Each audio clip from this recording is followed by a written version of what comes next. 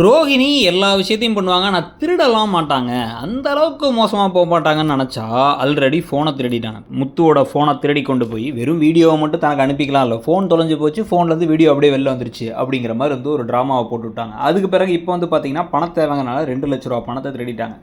இப்போ இந்த விஷயத்தில் இப்போ அந்த பழி யார் மேலே வந்து விழுதுன்னு பார்த்தீங்கன்னா வந்து தியாக தலைவி மேலே தான் வந்து விழுது. மீனான்னு ஒருத்தங்க இருக்காங்கல்ல, அவங்கள வந்து சரஸ்வதியாக மாற்றாமல் விட மாட்டாங்க போல. முன்னாடி பாகியலட்சுமியாக இருந்தாங்க. பாகியலட்சுமி கூட கோர்ட்டில் கேஸ்லாம் கொடுக்குறாங்க. இவங்க வந்து தமிழும் சரஸ்வதியும் சரஸ்வதி மாதிரியே வந்து எவ்வளவு திட்டினாலும் ராகினியை வளகாப்புக்கு கூப்பிடணும்ல அத்தை அப்படின்னு பேசுவாங்கல்ல, அதே மாதிரி இவங்களையும் வந்து மாற்றலான்னு முடிவு பண்ணிட்டு இருக்காங்க. ஆரம்பத்தில் அப்படி இல்லாமல் தைரியமான ஒரு கதாபாத்திரமாக இருந்தது தான் மீனாவை ரசிக்க வச்சுச்சு. இந்த சீரியல் இப்படியே போச்சு அப்படின்னா பாதி பேர் சரி ஓகே டாட்டா பை பை அப்படின்னு போயிடுவாங்கங்கிறத புரிஞ்சுக்கிட்டாச்சு அந்த கேரக்டரை ஸ்ட்ராங்காக காமிச்சா நல்லாயிருக்கும். அதில் வேறு இப்போ எப்படி மாட்டுறாங்கன்னு வந்து பார்த்தீங்கன்னா, மீனாவுக்கு ஏன் பழி வருதுன்னா, மீனா பார்வதியோட வீட்டுக்கு போய் இந்த வீட்டில் வேலை பார்க்கறதே தப்புங்கிறோம் நம்ம.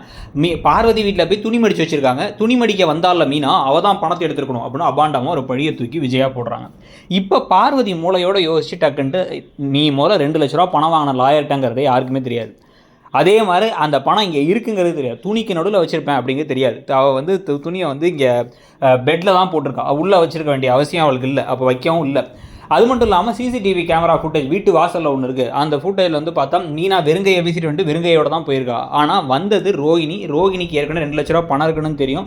அது மட்டும் இல்லாமல் நான் இங்கே தான் வச்சிருக்கேன்னு நான் காமிச்சேன் ஏற்கனவே அப்படிங்கிறத பார்வதி சொல்லி திருடினது மீனா இல்லை ரோகிணி அப்படிங்கிறத சொன்னால் பயங்கரமான ட்விஸ்ட்டாக இருக்கும். அவள் எப்படி திருடுவா, எதுக்கு திருட போகிறா அப்படின்னு ஒன்று ஒன்றா யோசிச்சு கொஞ்சம் கொஞ்சமாக சந்தேக பார்வை சந்தேக விதை ரோகிணி மேலே விஜயாவுக்கு வந்தால் கரெக்டாக இருக்கும். அது இல்லாமல் மீனாவை போட்டு திருப்பி மாட்டி விட்டாங்கன்னா கடுப்பாக இருக்கும். உங்களுக்கு என்ன தோணுது?